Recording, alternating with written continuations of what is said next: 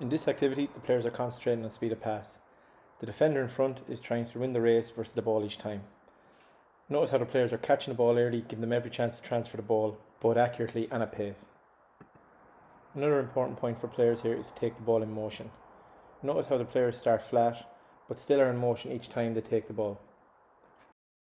In game scenarios, this is going to allow them to take the ball to the line, challenge defenders, and ultimately preserve space on the outside. Finally, an activity like this is ideal for teams who reload and attack down the short side, where they look for mismatches like 4v3s or 3v2s.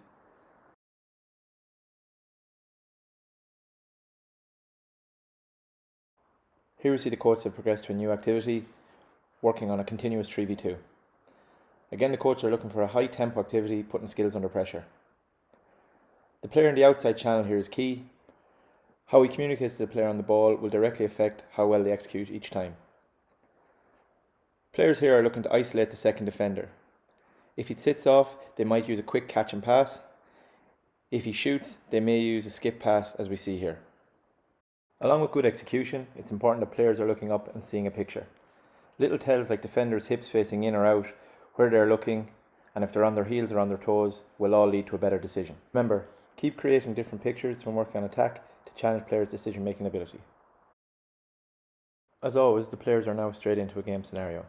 This gives them a really good opportunity to practice their skill they've worked on. In kick-out touch, 5 attackers counter versus 3 initial defenders and then 2 covering defenders in the backfield. Games like this create natural opportunities for catch and pass, as well as decision-making at match speed. To get the most out of activities like this, try to transition between the game to the skill and back to the game as quickly as possible. Use the drills to polish up the skill before getting back into the game.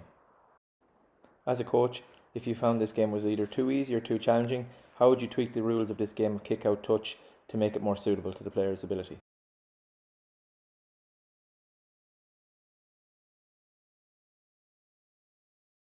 In the following clips, we look at Connacht Rugby in attack and how some of their 3-on-2 and speed of pass drills come to fruition in games.